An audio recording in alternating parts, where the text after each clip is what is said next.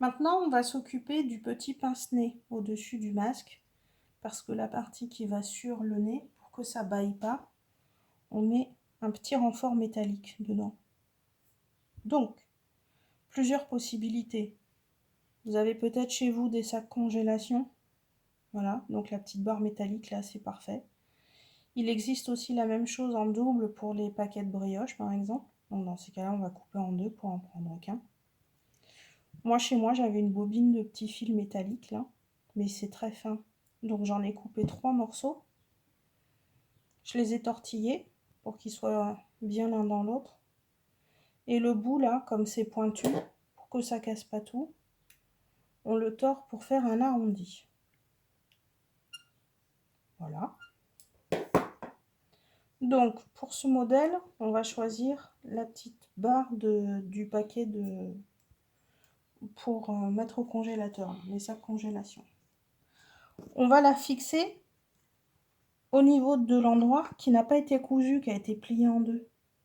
Ce sera plus facile. On pourrait le faire sur l'autre morceau, mais là ce sera quand même bien plus simple. On va rentrer par le trou du côté. On regarde à peu près où est le milieu du tissu. On se fait une petite encoche. Là j'arrive à 18, donc je fais un petit trait à 9. Et comme le truc mesure 7 cm, je fais un trait à 0, 3,5 et 7. Mon petit morceau, il va se mettre ici, là, sous le tissu, à l'intérieur du tissu.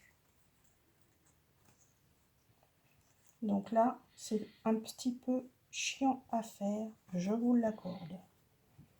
Donc, on le met à l'intérieur, là il y est, et ensuite on va le coudre. On a deux possibilités. Soit on prend un fil qui se voit parce que ça va se voir, donc quitte à ce que ça se voit, que ça pète. Ou alors on essaie de prendre un fil de la même couleur que le tissu. Donc moi je vais prendre du vert. Donc l'idée c'est de faire comme sur ce masque bleu là. Ici. Tchouk, tchouk, tchouk. Alors je commence au bord. Je passe dedans une fois. Et pour faire mon nœud, je passe dans la boucle. Et ensuite je fais un coup derrière, un coup devant. Voilà, j'ai fait le côté. Maintenant, je fais un coup derrière, un coup devant, juste en dessous de la tige.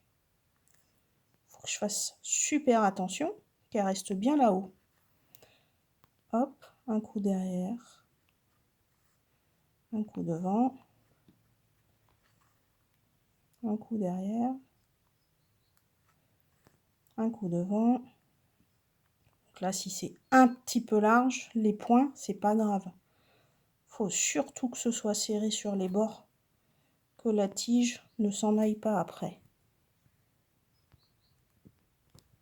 Je le fais vite pour la vidéo, donc ça va pas être super droit.